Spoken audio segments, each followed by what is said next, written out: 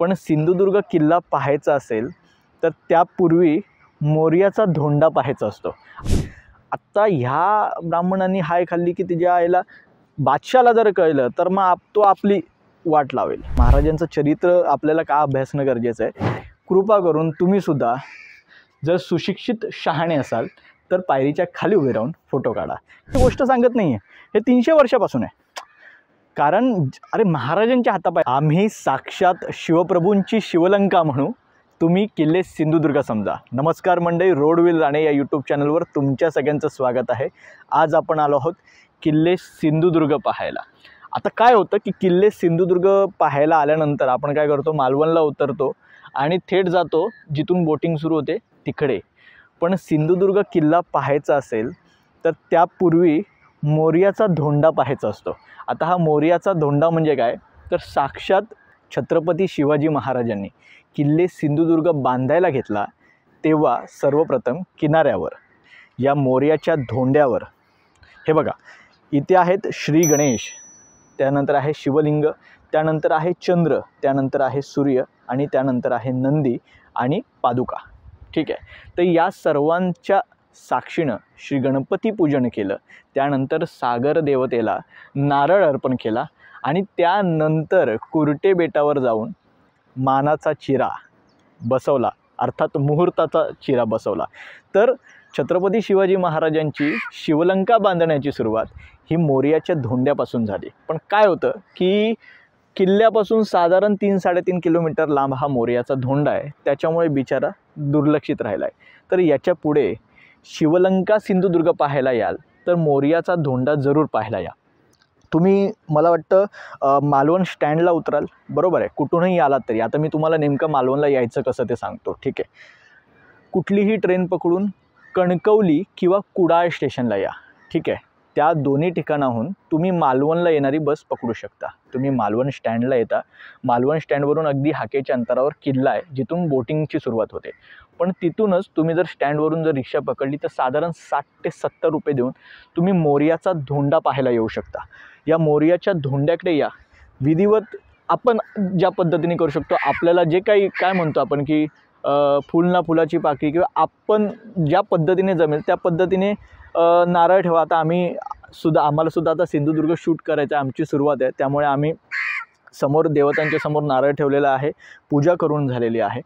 मोर्याच्या धोंड्याचं दर्शन घ्या, पुन्हा तुम्ही किल्ल्यावर याच मार्गे, ती बघा आमची रिक्षा तिथे थांबलेली आहे, तर त्याच मार्गे तुम्हाला ते किल्ल्यावर सोडतील। एकूण साधारण 100 ते 120 रुपये तुमचे होतील किल्ल्यावर जाईपर्यंत। स्टँड ते मोर्याचा धोंडा, मोर्याचा धोंडा ते किल्ला, अशा पद्धतीने। ठीक आहे, आता मोर्याच्या धोंड्याबद्दल सांगण्यासारखी गोष्ट काय तर 25 नोव्हेंबर 1664 साली छत्रपती शिवाजी महाराजांनी मोर्याच्या धोंड्याकडे इथे पूजा केली आणि त्यानंतर मुहूर्ताचा चिरा बसवला। हे आता मी यापूर्वी सांगितलं। मात्र त्यापूर्वीसुद्धा काय झालं तर समुद्रावर आपलं आरमार किंवा आपलं बलस्थान काहीतरी असावं, आपला स्वतःचा किल्ला असावा। त्यापूर्वी कुलाबा होता किंवा मुरुड जंजिरा होता, पलीकडे विजयदुर्ग होता, स्वतःचा आपण बांधलेला किल्ला। तर तो म्हणून महाराजांनी साक्षात दुसरा जंजिरा उभा करावा म्हणून ही शिवलंका बांधायला घेतली। आता जंजिरा हा खरा अर्थ पाण्यावरचा किल्ला, त्याच्यामुळे हा सुद्धा जजिरे सिंधुदुर्ग, आलं लक्षात, पाण्यावरचा किल्ला आणि त्याचं नाव आहे सिंधुदुर्ग। तर हा सिंधुदुर्ग बांधायचं असं ठरवलं। महाराज खरं तर जात होते खालच्या गोव्याच्या काय म्हणतात दक्षिणेकडच्या मोहिमेला जातो, कुठल्या त्या दक्षिण दिग्विजयाला नाही, या बाजूने किनारपट्टीच्या ह्याला। तर राजापूर वगैरे सगळं जिंकत वगैरे जेव्हा महाराज मालवणात आले आणि पुढे जेव्हा जायचं होतं तेव्हा महाराजांना मालवणला कुरटे बेट दिसलं। ठीक आहे, मी तुम्हाला कुलाब्याला सांगितलं की कुठलाही पाण्यातला किल्ला हा बेटावर तयार केला जातो। आता तिथे गेल्यावर मी तुम्हाला ती लेवल आणि त्या सगळ्या गोष्टी समजावून सांगेन। तर कुरटे बेट दिसलं, मानाजी, गंगाजी असे सगळे आपले तानाजी असे सगळ्या मंडळींना महाराजांनी सांगितलं की बाबा या कुरटे बेटावर जाऊन तुम्ही पहिली गोष्ट काय शोधा तर गोड्या पाण्याचं तिथे काही विहीर वगैरे किंवा गोडं पाणी लागतं आहे का। कारण बेटावर किल्ला बनवायचा असेल तर पहिलं म्हणजे तिकडे गोडं पाणी लागतं आणि ती जमीन ती तटबंदी झेलू शकते का, तेवढी ताकद त्या जमिनीमध्ये आहे का। तर या सगळ्या गोष्टी पाहिल्यानंतर महाराजांचं ठरलं की आता कुरटे बेटावर आपल्याला शिवलंका उभी करायची आहे। मग आता दोन गोष्टी लागतात, एक तर स्थानिक लोकांचा विश्वास कमावणं आणि दुसरं म्हणजे त्या सगळ्यांना एकत्रित घेऊन हा किल्ला उभा करणं. तर महाराजांनी काय केलं की या ठिकाणचे जे स्थानिक ब्राह्मण वगैरे असतात तर त्यांना घेऊन ही पूजा अर्चा करायची ठरवली. मग महाराजांनी जानमभट अभ्यंकर आणि पिलंभट बिन दादमभट उपाध्ये हे जे 2 ब्राह्मण होते तर त्यांना इथे बोलवायचं ठरवलं आणि त्याच्यासाठी आपले शिलेदार पाठवले. आत्ता ह्या ब्राह्मणांनी हाय खाल्ली की तिच्या आईला बादशाला जर कळलं तर मग तो आपली वाट लावेल. पण महाराजांना लक्षात घ्या, महाराजांचं चरित्र आपल्याला का अभ्यासणं गरजेचं आहे. महाराजांनी फक्त स्वनिर्मिती केली नाही, तर महाराजांनी हा विश्वास निर्माण केला की आपण आपलं स्वराज्य निर्माण करू शकतो या पातशाहींच्या छाताडावर उभे राहून. मग सुरुवातीला हे सगळे घाबरले, पण जेव्हा महाराजांनी त्यांना जबरदस्ती या ठिकाणी आणलं आणि त्यांना विश्वास दिला की तुम्ही फक्त हे काम करा, त्यानंतर हे श्रींचं राज्य आणि श्रींची इच्छा आहे की हे स्वराज्य उभं राहावं. त्यानंतर हे दोन्ही ब्राह्मण आले आणि त्यांनी इथे पूजा सांगितली आणि काय म्हणतात की सिद्धी किंवा संकल्प सांगितला इथे. तर तो संकल्प असा होता की आधो निर्विघ्नता सिद्ध्यर्थम श्री महागणपती पूजनम करिष्ये गडरक्षणार्थम प्रजारक्षणार्थम धनरक्षणार्थम दुर्गसिद्धी करिष्ये. अर्थात गणपती बाप्पाला पूजन करून महाराजांनी इथे ही पूजा यथासांग पार पाडली आणि त्यानंतर महाराज इथेच होडीवर बसून कुरटे बेटावर गेले आणि महाराजांनी मुहूर्ताचा चिरा बसवला. आत्ता मोरयाच्या धोंड्याचं दर्शन झालेलं आहे. आपणसुद्धा पूजा केलेली आहे. तुम्ही सगळ्यांनी त्याचं दर्शन घ्यायचं आहे. मोरयाचा धोंडा पाहून झाला की आत्ता आपण जात आहोत कुरटे बेटावर, अर्थात शिवलंका पाहायला, किल्ले सिंधुदुर्ग पाहायला. चला. एका व्यक्तीसाठी 100 रुपये शुल्क भरून या मालवणच्या किनाऱ्यापासून आपण थेट भिडतो ते या सिंधुदुर्गाच्या तटाला. आता कसं आहे की आत्ता थोडा ओहोटीचा भाग सुरू आहे, त्यामुळे बोट इथपर्यंत आली नाही. नाहीतर जनरल तुम्ही जर पाहाल तर बोट तुमची इथपर्यंत येते आणि अगदी तुम्ही थेट उतरून गडामध्ये प्रवेश करू शकता. आत्ता आपण उतरलो ओहोटी असल्यामुळे. हा बघा, ही जी नवीन जेट्टी बांधली आहे तर तिकडे आपल्याला पुढे उतरावं लागलं, कारण पाण्याचा साधारण फोर्स आहे तो तिथपर्यंतच आहे. आता ओहोटीमुळे ही लेवल इथे खालपर्यंत गेली. बघा, ही पातळी साधारण इथपर्यंत असते, इथपर्यंत पाणी असतं. आणि आता हे बघा, हे तुम्हाला बेटाचा खालचा भाग दिसत असेल आणि त्यावरती उचललेली तटबंदी दिसत असेल. आत्ता हे बलदंड 2 बुरुज तुम्हाला दिसत आहेत आणि छत्रपती शिवाजी महाराजांच्या किल्ल्यावर प्रामुख्याने जी गोमुखी रचना दिसून येते ती तुम्हाला इकडे दिसून येईल. आता या 2 बलदंड बुरुजांमधून आत जाण्यापूर्वी बाहेर एक महत्त्वाची गोष्ट तुम्हाला दाखवणं अत्यंतिक गरजेचं आहे. ती म्हणजे या सिंधुदुर्गाला संरक्षक उपदुर्ग म्हणून 3 किल्ले काम करतात. एक आहे राजकोट, त्यानंतर पद्मगड आणि पलीकडच्या बाजूला आहे सर्जेकोट. हे तिन्ही किल्ले सिंधुदुर्गासाठी संरक्षक उपदुर्ग म्हणून काम करतात. पद्मदुर्गावर आता पद्मदुर्ग आणि पद्मगड यामध्ये फरक आहे. पद्मदुर्ग तुम्हाला माहिती आहे, तुम्ही कुठे पाहिलात, मुरुड जंजिऱ्याला शह देण्यासाठी साक्षात छत्रपती शिवाजी महाराजांनी ज्या किल्ल्याचं काम सुरू केलं असा पद्मदुर्ग. ठीक आहे, तर तो पद्मदुर्ग तिकडे आहे मुरुड जंजिऱ्याला. समोर दिसतोय तो आहे पद्मगड. इकडे अलीकडे थोडं जर तुम्ही गेलात ना तर आता इथून आता तो पुतळा दिसत नाही, अलीकडेच मोदींच्या हस्ते ज्याचं अनावरण झालं तो राजकोट समोरच्या बाजूला आणि त्याच्या पलीकडे आहे सर्जेकोट. ठीक आहे, आता हे 3 उपदुर्ग संरक्षक फळी म्हणून काम करतात. म्हणजे कुठेही जर सिंधुदुर्गावर त्या बाजूने जर हमला झाला तर ते रोखण्यासाठी हे 3 दुर्ग आहेत. आता या बलदंड बुरुजातून आपण आत गेलो की आपल्याला समोर दिसतो तो महादरवाजा. आता सगळ्यात महत्त्वाची गोष्ट ही आहे की गोमुखी पद्धत. आता तुम्ही बऱ्याच व्लॉगमध्ये आपल्या पाहिलं असेल, देवगिरीमध्ये असेल किंवा इतर कुठेही, छत्रपती शिवाजी महाराजांनी जे किल्ले प्रामुख्याने बांधले किंवा ज्याची डागडुजी केली, ज्याची पुनर्बांधणी केली, तिकडे महाराजांनी खास करून ही गोमुखी पद्धत बांधून घेतलेली आहे, तशी रचना बांधून घेतलेली आहे. याचं खास उदाहरण म्हणजे फक्त महाराष्ट्रात नाही तर तामिळनाडूतल्या किल्ले जिंजी, जी स्वराज्याची 4थी राजधानी होती, तर तिथे सुद्धा माफ करा 3री राजधानी होती, तर तिकडे सुद्धा महाराजांनी गोमुखी पद्धत बांधून घेतलेली आहे. आता 3री म्हणजे फक्त सांगतो, 1ली राजगड, 2री रायगड, 3री जिंजी, 4थी अजिंक्यतारा. ठीक आहे, तर या सगळ्या गोष्टी झाल्या. तर ही गोमुखी पद्धत का नेमकी, तर ती समजून घेणं अत्यंत गरजेचं आहे. आता समोरून समजा अगदीच शत्रू आला, बरोबर आहे. आता ही तलवार आहे, ठीक आहे, शत्रूच्या हातामध्ये ही तलवार आहे, शत्रू येतो आहे. बऱ्यापैकी बहुतांश माणसं ही उजवी असतात, राईट, डावी आणि उजवी. तर हा जो ही साधारण तुम्ही पकडून चाला की प्रत्येकाची एक 3 फुटाची कमीत कमी तलवार असेल, ठीक आहे, 3 ते 4 फुटाची तेव्हाच्या तलवारी. तर हा जो इथून धावत येणारा शत्रू आहे, तर त्याला जेव्हा वार करायचा असेल तेव्हा हा इथे अडकणार, आलं लक्षात. मात्र समजा आपले जे सैनिक असतील तर त्यांच्यासाठी बघा, हा ओपन स्पेस आहे, ठीक आहे, मी इकडे हा वार करत येऊ शकतो. आता तुम्ही बघा की ही वाट अरुंद आहे, बरोबर आहे, कारण शत्रू इथून येतो आहे आणि ही प्रशस्त आहे. इथे साधारण जर एका वेळी 5-6 माणसं राहू शकतात, 1 2 3 4 5 6 साधारण. आणि इथून येताना फक्त हार्डली काय म्हणतात की तलवार घेऊन फार फार तर 2 माणसं येऊ शकतात. मग अशावेळी जो अटॅकिंग मोड आहे, जो ॲडव्हान्टेज आहे तो किल्ल्यावरच्या सैनिकांना असतो. त्याच्यामुळे हा मोमेंटम तोडण्यासाठी महाराजांनी जे बुरुज बांधलेले आहेत, ज्या पद्धतीने गोमुखी रचनेमध्ये किंवा इतरही बुरुज किंवा त्यांचं जे बांधकाम आहे ते बऱ्यापैकी उजव्या बाजूने असतं. का तर येणाऱ्या शत्रू सैन्याचं मोमेंटम मोडण्यासाठी, आणि जेणेकरून आपले जे सैनिक आहेत तर ते त्यांच्यावर लवकर आक्रमण करू शकतात. तर ही फार महत्त्वाची गोष्ट आहे या गोमुखी रचनेमध्ये. आता महाराजांच्या या किल्ले सिंधुदुर्गावर हा दक्षिणमुखी मारुती आहे. आता महाराजांच्या बऱ्याच गड किल्ल्यांवर आपण विसापूरवर पण पाहिला मारुती पाहिला, त्यानंतर सुवर्णदुर्गावर आपण मारुतीचं शिल्प पाहिलं. तर महाराजांच्या गड किल्ल्यांवर श्री मारुती किंवा श्री शंकर किंवा भवानी आई ही 3 मंदिरं प्रामुख्याने पाहता येतात. आता या इथे श्री दक्षिणमुखी मारुती मंदिराचं दर्शन घ्यायचं आहे, मारुतीचं दर्शन घ्यायचं आणि किल्ल्यामध्ये प्रवेश करायचा आहे. आता एक इंटरेस्टिंग गोष्ट आहे, काल आम्ही किल्ला पाहून गेलो, साधारण कसं काय आपल्याला कुठून सुरुवात करायची वगैरे अशा हिशोबाने. तर या ठिकाणी ज्या पाट्या लागलेल्या आहेत, तर म्हणजे आत्तापर्यंत आमचा समज होता की पुण्यातच पाट्या लागतात आणि पुणेरी पाट्या फेमस आहेत.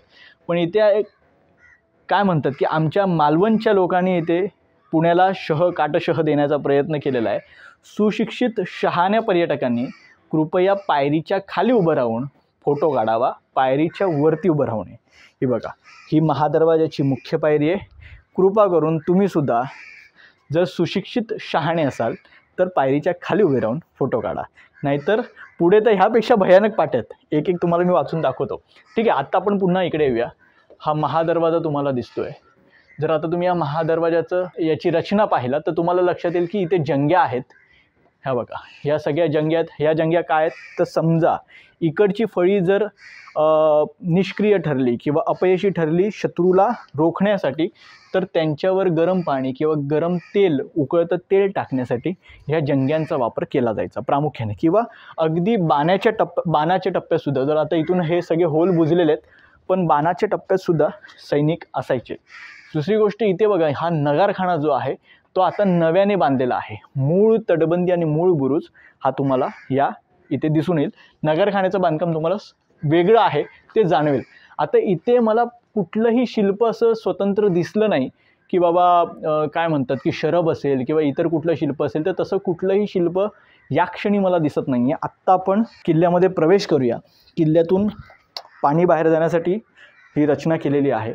आजही आपले जे गाईड बंधू आहेत तिथे त्यांच्या सांगण्यानुसार हा दरवाजा अगदी शिवकालीन आहे, त्या काळातला आहे आणि जो सुस्थितीत म्हणता येईल, ठीक आहे. आता आणखी एक गोष्ट की ही वाट अरुंद असण्याचं आणखी एक कारण सांगतो की बऱ्याचदा काय होतं की हत्ती आणला जातो आणि हत्तीने धडक मारून दरवाजा फोडला जातो किंवा ओंडका मारून दरवाजा फोडला जातो. आता तुम्ही म्हणाल की हत्ती जलदुर्गावर कसा येईल, किंवा आता इथून जो भुयारी मार्ग जातो ज्याबद्दल मी तुम्हाला सांगणार आहे, तर तो भुयारी मार्ग नेमका कसा गेला. तर ओहोटीमध्ये या पाण्याची पातळी इतकी खाली जाते की तुम्हाला खडक लागतात आणि त्याच्यावरून तुमचा हत्ती इथपर्यंत येऊ शकतो. आणि हत्ती आला तर मग हत्तीने धडक मारू नये म्हणून ही जागा अरुंद केली आहे. समजा हत्तीला सुद्धा धडक मारायची आहे तर त्याला इथपर्यंत तर यावं लागेल, मग त्यालासुद्धा स्पीड पकडण्यासाठी मागे यावं लागेल, वेग पकडायचा असेल तर, आणि त्यानंतर तो धक्का देईल. किंवा मला जर ओंडका पकडला आहे, म्हणजे सगळे जे सैनिक आहेत ते असे 4 बाजूने ओंडका पकडून तो ढकलतात, तर त्यांनासुद्धा एक वेग पकडण्यासाठी मागे यावं लागेल. तर त्याच्यासाठी गोमुखी रचना प्राधान्याने केली जाते. तर त्याच्यामुळे 2 कारणं सांगितली. एक तर ज्यांच्या हातात तलवार आहे त्यांचं मोमेंटम बिघडवण्यासाठी, आणि दुसरं म्हणजे ओंडका किंवा हत्ती महादरवाजावर धडक देऊन महादरवाजा फोडू नये, त्यासाठी ही गोमुखी रचना केली जाते. आता तिसरी आणखी एक गोष्ट ती म्हणजे तोफगोळ्यांचा मारा. म्हणजे गोमुखी रचना किती महत्त्वाची आहे हे यातून दिसून येतं. समजा शत्रूची जहाजं समजा अगदी जवळ आली तर त्याच्या माऱ्याच्या रेंजमध्ये महादरवाजा येता कामा नये, कारण थेट गोळे मारून महादरवाजा पाडता येऊ शकतो. पण आता तुम्ही इथेच बघा ना, की समजा ही आता समोर तुम्हाला इथे स्पष्ट दिसतं ना, हा एक बुरुज आहे, हा एक बुरुज आहे, पलीकडे काही दिसतच नाही आहे. जर तोफेचे मारे आले तर पहिल्या या बुरुजावर येतील. अगदी हा बुरुज समजा ढासळलाच तर हा बुरुज आहे. हे 2 बलदंड बुरुज जर शत्रू पाडू शकला तर आणि तरच तो महादरवाजापर्यंत पोहोचू शकतो. मात्र हे आजपर्यंत कधी शक्य झालेलं नाही आहे. तितके भक्कम आज 350 पावणे 400 वर्ष झाली. महाराजांचे किल्ले आजही तेवढे भक्कम आहेत. फक्त आपलं दुर्दैव आहे, आपल्याला ते सांभाळता नाहीत. ठीक आहे, ते दुःख वेगळं आहे, ते मी प्रत्येक व्हिडिओत बोलून दाखवतच असतो. ठीक आहे, आत्ता आपण आतमध्ये येऊया. दरवाजांबद्दल मी तुम्हाला सांगितलं. ह्या ज्या 2 आहेत त्या देवड्या, बरोबर. किल्ल्यावर जे सैनिक पहाऱ्यासाठी आहेत त्यांच्यासाठी विश्रामासाठी किंवा इतर काय म्हणतात की आता विश्रांतीसाठीच म्हणूया, राहण्यासाठी इतर खोल्या पण असतात. तर ह्या विश्रांतीसाठी बांधलेल्या देवड्या आणि प्रकाश असावा या भागामध्ये, त्याच्यामुळे आपण ज्या पंत्या किंवा समया लावतो तर त्याच्यासाठी असतात त्या देवळ्या. देवड्या ज्या राहण्यासाठी, देवळ्या ज्या आपण प्रकाश वगैरे आपण काय म्हणतो मेणबत्ती असेल किंवा मशाल असेल तर ह्या सगळ्या गोष्टी लावण्यासाठी असतात त्या देवळ्या. ते हा दोन्ही बाजूला तुम्हाला दिसत असतील. एक उद्ध्वस्त झालेली तोफ आहे. ठीक आहे, पण आपला तो अमूल्य ठेवा आहे त्याच्यामुळे तोही इकडे आहे, तर तो पाहायचा. किल्ल्यामध्ये आतमध्ये प्रवेश करायचं, सगळी भिंत न्याहाळायची, एकदम बारकाईनं पाहायची, काय नवीन आपल्याला दिसतंय का ते पाहायचं आणि आतमध्ये मूळ किल्ल्यामध्ये प्रवेश करायचा. स्पष्ट सूचना दिलेली आहे की प्री वेडिंगचे फोटो आणि व्हिडिओ करण्यास सक्त मनाई आहे, करताना आढळल्यास कायदेशीर कारवाई केली जाईल. ठीक आहे, तर तेवढं लक्षात ठेवायचं आहे. आत्ता जेव्हा जेव्हा तुम्ही किल्ल्यावर येता, ही बघा ही जी वाट आहे ना, ही सरळ आतमध्ये प्रवेश आपल्याला करता येतो आणि मूळ किल्ला आपण इथूनच पाहू शकतो. मात्र अत्यंत महत्त्वाची अशी गोष्ट खरं तर उजव्या बाजूला आहे आणि त्याचं दर्शन घेतल्याशिवाय किल्ला बघणं अपूर्ण आहे. जाता जाता जाऊन बघूया असं काय करू नका. किल्ल्यावर आलात की पहिली ही वास्तू बघा, त्यानंतर उरलेला किल्ला आपल्याला पाहायचाच आहे. पहिलं मोर्याचा धोंडा पाहायचा, दुसरी गोष्ट ज्याच्या पाया पडायचं आहे, ज्याचं दर्शन घ्यायचं आहे, आता फार तुमची उत्सुकता ताणत नाही, ती आहेत छत्रपती शिवाजी महाराजांच्या हाताचे आणि पायाचे ठसे. आपण ते पाहिजे. तत्पूर्वी श्रीदेवी जरीमरी माता मंदिर ते आहे, आईचं दर्शन घ्यायचं, तिची जी शिळा आहे त्याचं दर्शन घ्यायचं. आत्ता मी तुम्हाला जसं म्हटलं तसं आत्ता मी दर्शनासाठी जात नाही, आम्ही काल जाऊन आलो आहे, सगळ्यांचं दर्शन घेऊन झालेलं आहे आणि त्यांच्या आशीर्वादानंच आजचा ब्लॉग होतो आहे. त्यामुळे दर्शन घ्या. दर्शन घेण्यापूर्वी थोडं इथे या. हे देऊळ तुकाराम येसबा आयरेकर यांनी बांधिले सन 1813. हा शिलालेख इथे आहे. छोटी गोष्ट आहे, लांबून दिसत नाही, थोडं जवळ यावं लागतं. आईचं दर्शन घ्या जरा आतमध्ये.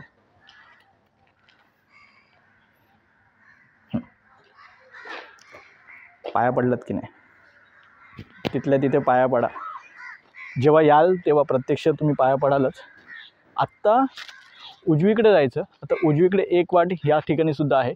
मग एक काम करू, आपण नगारखाना जो नव्याने बांधलेला आहे तो पाहून घेऊ आणि त्यानंतर महाराजांचे जे ठसे आहेत. आता माफ करा, हे आता असं चालण्याचं कारण तुम्हाला माहिती आहे, रायगडला आमचा छोटासा अपघात झाला.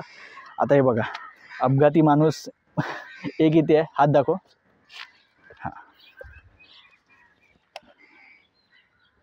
हे बघा, एक टॅटू आम्ही ह्याच्या हातावर काढला आहे आणि माझा छोटा आहे हातावर. पण इथे जी पायाची जखम आहे ती थोडी भरत नाही, कारण जॉईंट्स काय म्हणतो आपण, आता हे बघा हात हा स्ट्रेच केला आहे तर तो थोडासा इश्यू आहे, त्याच्यामुळे थोडी जखम भरायची आहे. पण ठीक आहे. तर आता इथून आपण म्हणजे थोडा मी पाय फोल्ड करू शकतो, पण जखम आता उघडी आहे त्यामुळे मग ती घासणार, म्हणून मी सावकाश चालतोय. ठीक आहे.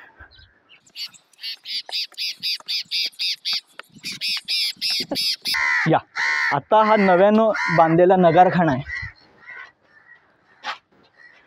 आता नगारखान्यामध्ये दोन गोष्टी आपल्याला इथे प्रामुख्याने दिसून येतात आणि खूप छान वाटतंय.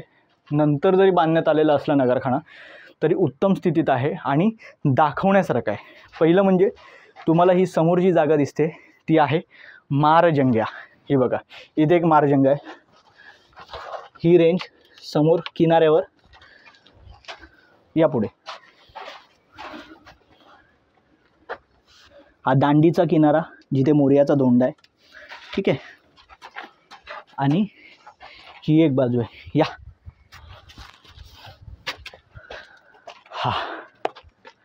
हा बघा, आपण त्या बुरुजाच्या माथ्यावर आहोत जो गोमुखी रचनेसाठी आहे. हा बाजूचा बुरुज, आपण ह्या बुरुजावर. आणि बघा इथे खाली महादरवाजा आहे. ठीक आहे, आलं लक्षात. त्यानंतर ह्या मारजंग्या झाल्या. आता नगारखाना का असतो तर राजा किंवा सेनापती किंवा सरदार कुठले येणार असतील तर त्यांच्या येण्याची वर्दी किल्ल्यात असणाऱ्या सगळ्यांना देता यावी याच्यासाठी इथे नगारे वाजवले जातात. हे बघा, इथून लक्ष ठेवलं जातं.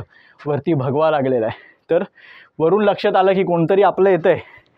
एखाद्या जहाजावर जर भगवा आहे याचा अर्थ आपल्यापैकी कोणतरी येतं आहे, तर त्यासाठी म्हणून हा नगारखाना बांधण्यात आलेला आहे.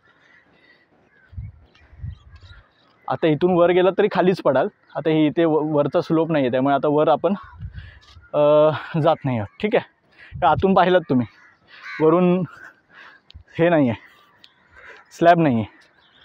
या बघा, तर हे प्रॉब्लेम असं आहे की हे सगळे बुजलेत या जंग्या. ही मारजंगी.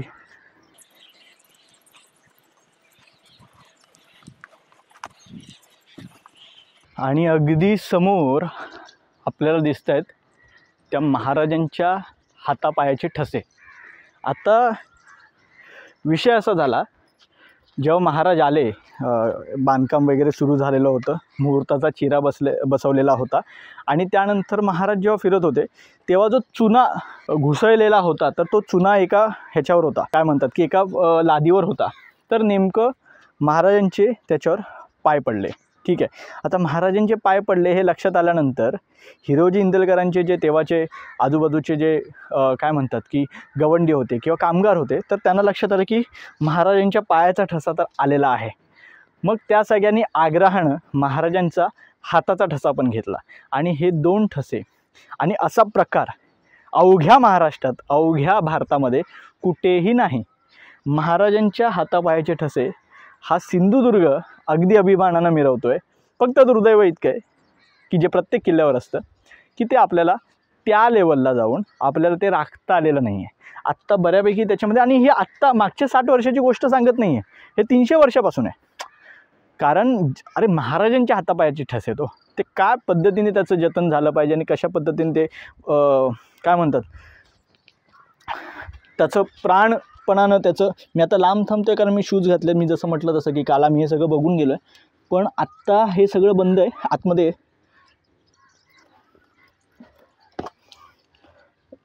तुम्हाला आतमध्ये जर दिसत असेल, आता ही गोष्ट आहे. म्हणून मी तुम्हाला म्हटलं की तुम्ही प्रत्यक्ष या किल्ल्यांवर. आलं लक्षात. प्रत्यक्ष येणं का गरजेचं आहे की हे सगळं घरात बसून नाही ना दिसणार, हे प्रत्यक्ष यावं लागेल. हे बघा, हा हाताचा ठसा, हा बघा, हा इथे लावलाय बघा, दिसला. आता हातापायाचे ठसे आपले पाहून झाले. ही बाजू पूर्ण कवर झाली. आलं लक्षात. आता या बाजूला पूर्ण माळरान आहे, झाडं उगवलेली आहेत आणि या तटाने आपल्याला पूर्ण खरं तर फिरता येतं. इथून आता या तटबंदीवरून तुम्ही चालत गेलात ना की ते बघा समोर तिकडे लागतं ते महापुरुषाचं मंदिर आणि तिकडे आहे तलाव. आता मी हे समजू शकतो की किल्ले सिंधुदुर्गावर आल्यानंतर 1.25 तासच मिळतो तुम्हाला फिरायला, त्यामुळे तुम्ही ही सगळी तटबंदी फिरणार, कारण जवळपास 18 हेक्टर एवढ्या क्षेत्रफळामध्ये सिंधुदुर्ग सामावलेला आहे. त्याच्यामुळे फक्त 1.25 तासात ही सगळी तटबंदी फिरणं, जवळपास 3.5 किलोमीटर ही तटबंदी भरते. 3.5 किलोमीटर म्हणजे झालं किती? तुम्ही फक्त नॉर्मल 3.5 किलोमीटरचं अंतर टाका आणि चालायला किती वेळ लागतो तो बघा. तर हे शक्य नाही आहे. त्यामुळे व्हिडिओमध्ये आता हे महापुरुषाचं मंदिर मी दाखवतो. तुम्ही जेव्हा याल 1 तासच तुमच्याकडे असेल तर महापुरुष तुम्हाला माफ करेल की बाबा ठीक आहे 1 तासच तुमच्याकडे, तुम्ही बाकीचं फिरून घ्या, जे पाहायला आलात ते पाहून घ्या, मी तुम्हाला माफ करतो. पण ते दर्शन तुमचं हुकून आहे, म्हणून आता आपण महापुरुषाच्या मंदिराकडे जायचं, तिकडून खाली उतरायचं. जनरली हे बघा, ह्या वाटेने सगळे पर्यटक पुढे जातात आणि अगदी पुढे गेल्यानंतर पहिलं म्हणजे तिथे ग्रामपंचायतीची तिकीट आहे 5 रुपयाचं फक्त, ती दिल्यानंतर लगेच शिवराजेश्वर मंदिर लागतं. ओके, तर आत्ता आपण महापुरुषाचं दर्शन घेऊ, खाली उतरू, तिकीट काढू आणि मग शिवराजेश्वर मंदिराकडे जाऊ. आता तिथे जाण्यापूर्वी मगाशी खालून दाखवला तो पद्मगड आणि तिथे समोर दिसतोय तो राजकोट, छत्रपती शिवरायांची तिकडे उभाकृती असलेली कलाकृती आहे, पुतळा आहे तिकडे. तर हे 2 संरक्षक उपदुर्ग आणि पलीकडे आहे तो सर्जेकोट. ठीक आहे, आता या तटबंदीनं आपल्याला सलग चालत जायचं आहे तिथपर्यंत. ठीक आहे, त्या निमित्तानं तुमची तटबंदी पाहून होईल, हा मालवणचा किनारा पाहून होईल आणि त्यानंतर तुम्ही तिकडे महापुरुषाच्या मंदिरापर्यंत पोहोचाल. ठीक आहे, चला. 3.5 किलोमीटरची ही जी तटबंदी आहे त्याला हे जवळपास 3-3.25 मीटर लांबीचे 42 बुरुज आहेत. ठीक आहे, आणि या 42 बुरुजांवर चढण्यासाठी हे बघा जवळपास 45 असे दगडी जिने बांधण्यात आलेले आहेत. आणि हे तुम्हाला प्रामुख्याने जिथे जिथे बुरुज आहेत तिथे तिथे तुम्हाला दिसून येतील. खालीवर जाण्यासाठी हा इथे एक दिसतोय आणि हा बघा हा समोर तिथे दिसतोय, राईट, एक, हा 2 आणि असे जवळपास 45 म्हणजे पुढे सुद्धा बुरुजाला लागून पुन्हा 2 जिने सेम आहेत. काही ठिकाणी सिंगल दगडी जिने आहेत, काही ठिकाणी डबल देण्यात आलेले आहेत. महापुरुषाचं मंदिर आपल्याला त्या ठिकाणी दिसतंय. तलाव सांगितलेला होता पण हा फक्त पाणी साचल्याचा भाग आहे. ठीक आहे, त्यामुळे तलाव पुढे असू शकतो. आणि एक इंटरेस्टिंग गोष्ट म्हणजे आत्तापर्यंत मी कुठल्याही किल्ल्यावर जवळपास 40 एवढ्या संख्येने तटबंदीतली शौचकूपं मी पाहिली नव्हती. सिंधुदुर्गावर जवळपास 40 तटबंदीच्या आतमध्ये असलेली शौचकूपं आहेत आणि इतकी इंटरेस्टिंग आहेत कारण तटबंदीवरती खालच्या लेवलला नाही बांधलेत, रँडम मधल्या लेवलला बांधलेत आणि उतरून शिड्या वगैरे आहेत. सो ते फार इंटरेस्टिंग आहे. आणि हे बघा तिथे तुम्हाला एक दिसतोय, मला इथून 2 शौचकूपं दिसत आहेत, म्हणजे त्याचा एंट्रन्स दिसतोय आणि त्याचा एंट्रन्स ना हा जवळपास असा एक माणूस जाईल एवढाच आहे आणि मग आतमध्ये गेल्यानंतर ती शौचकूपाची खोली आहे. ठीक आहे, हे बघा उजव्या बाजूला पुन्हा एकदा बुरुज आणि डाव्या बाजूला हे जिने. ठीक आहे, आता पुढे जाऊन भेटूया, चला.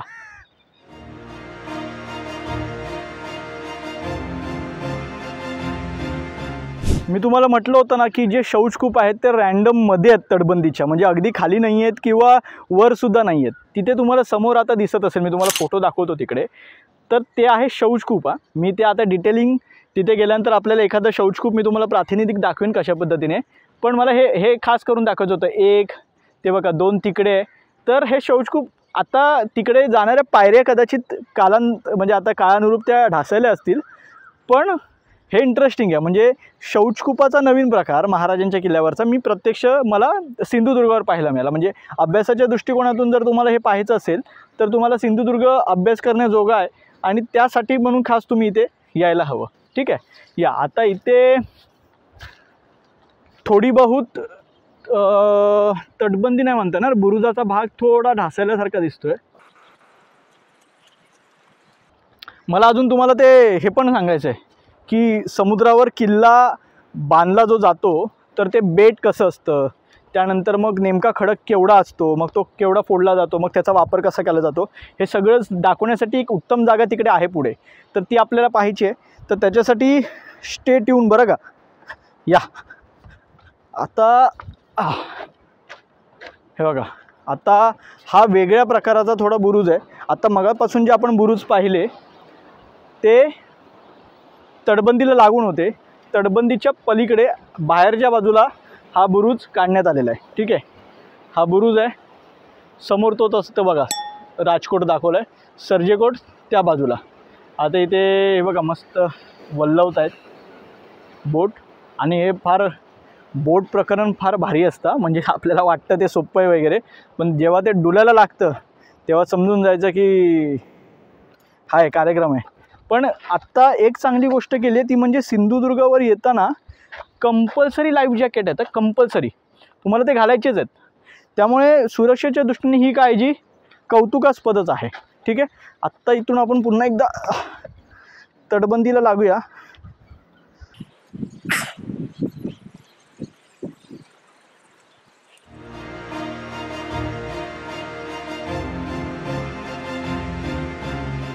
आता या लादणीवरून चालताना ना, मी तुम्हाला मागच्या व्हिडिओसुद्धा सांगितलं, कुठल्या जयगडच्या व्हिडिओमध्ये, तटबंदीवर ही जी चालण्याचा हा जो मार्ग असतो त्याला आपण लादणी म्हणतो. तर या लादणीवर जाताना ही बघा, ही वास्तू आता बघा मी तुम्हाला सांगतो. म्हणजे आता मलाही माहीत नाही की याचा वापर नेमका काय असेल, पण आपण थोडासा तर्कशुद्ध विचार करूया की हे नेमकं काय असू शकतं. ठीक आहे, आता एका ठराविक अंतरावर हा दगड असा बाहेर काढण्यात आलेला आहे आणि हा अखंड दगड आहे बरं का. हा बघा, हा अखंड दगड आहे. या प्रत्येक दगडावर इथे बांबू किंवा खांब टाकण्यासाठीची ही जागा दिसते. ही बघा, पाय थोडंसं, ही बघा, ही खांब टाकण्यासाठीची जागा आहे. कदाचित आता हे ऊन ज्या पद्धतीचं तुम्हाला दिसतंय, कदाचित खांब अशा पद्धतीने उभे केले जात असतील आणि या बाजूला कदाचित काय म्हणतात की सावलीसाठीची सोय केली जात असेल, किंवा ह्या साईडने बाहेर जे म्हणतात की बाहेर जे छत आपण काढतो, हल्ली बघा आपल्याकडे मुंबईत किंवा पुण्यामध्ये शहराच्या ठिकाणी ते आलेलं आहे की पाऊस असेल तेव्हा ते चक्र फिरवायचं आणि ते बाहेर जातो प्लास्टिक. तर त्या पद्धतीची कदाचित ह्या ठिकाणी रचना असू शकते. आणि ह्या संपूर्ण तटबंदीला हे दिसतं. हे बघा, या संपूर्ण तटबंदीला हा भाग दिसतोय. हे तर काहीच नाही, मी तुम्हाला पुढे जाऊन सज्जा दाखवणार आहे तटबंदीवरचा. तटबंदीवर असलेली बाल्कनी खूप इंटरेस्टिंग आहे, त्यासाठी तुम्हाला थांबावं लागेल. ठीक आहे, हे बघा, हे अगदी आता इथपर्यंत ही तटबंदी येते, ही लादणी येते आणि या लादणीमध्ये या पद्धतीचं हे स्ट्रक्चर तुम्हाला दिसून येतं. ठीक आहे, आता हे इथपर्यंतच आहे. मग कदाचित हे मध्ये कदाचित हे तयार केलं जात असेल, असं काहीतरी असू शकतं. आता हे बघा, म्हणजे मी आता जसं तुम्हाला म्हटलं तिथे हे स्ट्रक्चर आहे. आता हे स्ट्रक्चर आयदर मशाल वगैरे लावण्यासाठी रात्रीच्या वेळेत, किंवा तुम्ही विचार करा ना की इथे हे खांब असे उभे केले, इकडे हे स्ट्रक्चर असं बंद आहे आणि त्या पद्धतीचं आहे, म्हणजे जेणेकरून सैनिकांनासुद्धा उन्हा पावसाचा त्रास नाही. दोन्ही कामं होत आहेत संरक्षणाच्या दृष्टीने. कारण तेव्हा काही बॉम्ब वगैरे हा प्रकार नव्हता, वरून आले आणि हेलिकॉप्टरने बॉम्ब वगैरे टाकले, तो प्रकार नव्हता. त्यामुळे कदाचित हे काय म्हणतात सावलीच्या दृष्टिकोनातून हे बांधकाम असावं. आणि हे तर आहेच, म्हणजे रात्रीच्या वेळी तुम्ही मशाली तर इथे रोवून ठेवू शकता. हा एक आता बुरुज आपल्याला लागलेला आहे. 42 बुरुजांपैकी जवळपास 5वा-6वा बुरुज आहे आणि या 45 दगडी जिन्यांपैकी आपल्याला 12-15वा हा जिना साधारण लागलेला आहे. आता जेव्हा आपण तिकडे होतो बरोबर, तिकडे महाराजांच्या हातापायचे ठसे होते. मला असं वाटलं की अरे यार, महापुरुषाचं मंदिर ना, एवढंच फिरून जायचं इथे. आता आम्ही चालतोय महापुरुषांना लांब चाललं आहे. आता मला वाटतं आणखी एक 5-1 मिनटं चालावं लागेल. या हे बघा पुढे, हा समोर तिथे दिसतोय तो महापुरुष आहे. तर आता फायनली आपण त्याच्यापर्यंत पोचू. महापुरुष मंदिराच्या आजूबाजूला असलेला तलाव मला अद्याप दिसलेला नाही आहे, कारण तो एक भाग आमचा राहिलेला होता तलावाचा. बाकी सगळी मंदिरं आणि सगळी तटबंदी किंवा सगळी हा जो लादणी परिसर आहे हा सगळा आपला पाहून झाला होता काल. फायनली श्री महापुरुष मंदिर आपल्या समोर आहे. आता महापुरुषाचं दर्शन घ्यायचं आहे आणि ही बघा, हीच वाट अशी खाली जाते आणि तिकडे बाहेर पडेल तिकीट घराच्या इथे. हे समोर दिसतंय ते शिवराजेश्वर मंदिर. ठीक आहे, तर महापुरुषाचं दर्शन घेण्यापूर्वी हे बांधीव तलाव तुम्हाला दिसतं आहे. आणि मी जे तुम्हाला म्हटलं होतं ना, खडकाची लेवल, बेट, किल्ला, ह्या सगळ्या गोष्टी मी तुम्हाला इथेच एक्सप्लेन करतो, कारण ते समजायला तुम्हाला सोपं जाईल. पण तत्पूर्वी महापुरुषाचं दर्शन घेऊ ना, ते चुकता का म्हणे. ते आलात की इथेच या, आपण याची पण माहिती घेऊया. या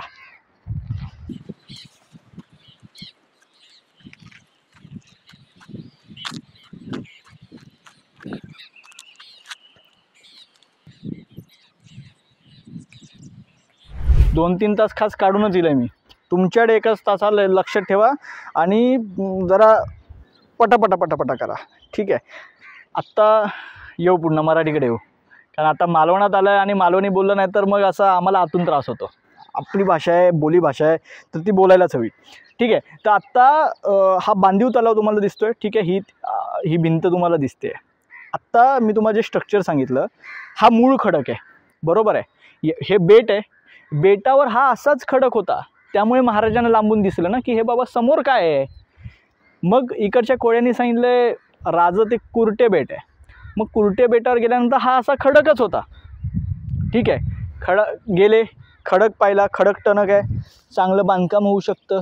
त्यानंतर बाबा गोड्या पाण्याला कुठे त्याला हे लागतोय का, तर गोडं पाणी पण लागतं आहे. सगळं झालं. महाराज म्हणाले 84 बंदरात ऐशी जागा हवी, प्रति जंजिरा इथेच वसवा. लक्षात. मग जंजिरा इथे बांधायला सुरुवात केली. जंजिरा म्हणजे पाण्यातला किल्ला, पण त्या जंजिराला काटशह म्हणून हा सिंधुदुर्ग बांधला गेला. ठीक आहे. आत्ता हा बघा, हा खडक पण अशा पद्धतीने काढला आहे, स्लोपने काढला आहे बघा. म्हणजे उद्या पावसाचं पाणी या तलावामध्ये, आता याची खोली किती आपण आता इथून सांगू शकत नाही, आता तो थोडा स्वच्छ आहे, पण ह्याची खोली साधारण आणखी 5 फूट असावी. हा पूर्ण तलाव इथपर्यंत भरला जात असेल.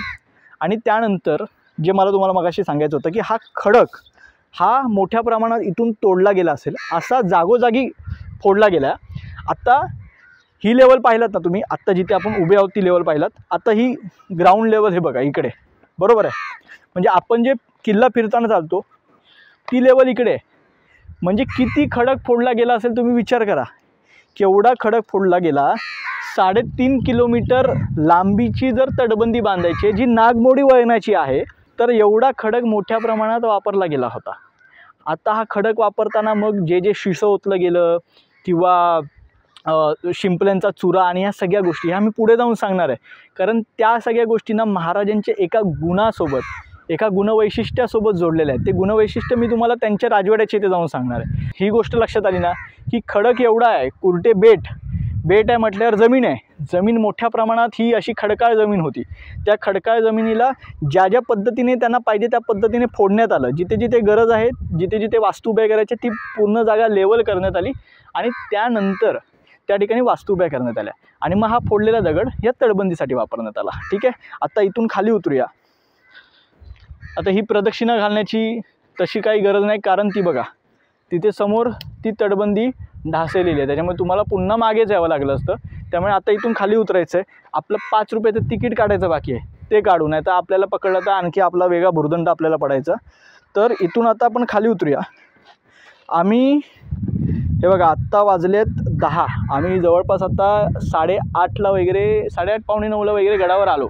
त्यामुळे गड एवढा शांत आणि निर्मनुष्य आम्हाला मिळालेला आहे. आणि आमच्यासाठी तर तो आनंदच असतो, कारण कसं आहे फ्लोमध्ये पटापट शूट होऊन जातं. गर्दी आली की मग आम्ही सैरबैर होऊन जातो. ठीक आहे. तर आत्ता इथून उतरूया आणि तिकीट काउंटरकडे जाऊया, तिकीट काढूया. तिथून शिवराजेश्वर मंदिराकडे आपल्याला जायचं आहे. शिवराजेश्वर मंदिर म्हणजे साक्षात छत्रपती शिवरायांचं मंदिर आणि जे महाराष्ट्रात एकमेव आहे. आत्ता कैक मंदिरं बनतील, पण त्यांच्याच कनिष्ठ पुत्र अर्थात राजाराम महाराजांनी जे मंदिर बांधलं आहे म्हणजे त्यालाही जवळपास 300 वर्ष झाली. तर असं एकमेव महाराजांचं जे मंदिर आहे तेही किल्ले सिंधुदुर्गावर आहे. त्यामुळे किल्ले सिंधुदुर्ग का वेगळा आणि का महत्त्वाचा आहे तो एवढ्यासाठी. आणि खर्च तेव्हाचा किती होता माहिती आहे का? 3850 रुपये. पहिलं म्हणजे हा फोटो स्पष्टपणे पाहून घ्या. विहीर आहे. ठीक आहे. आता ती जी वाट दिसते तुम्हाला, ती जी, तर ती आहे ना या हातावर, ती आहे भुयारी वाट. तर त्याच ओहोटीला समांतर खाली म्हणजे तुम्हाला जमीन दिसायला सुरुवात होते त्यावेळी तो खालून मार्ग खणून तो तिथपर्यंत नेण्यात आलेला आहे.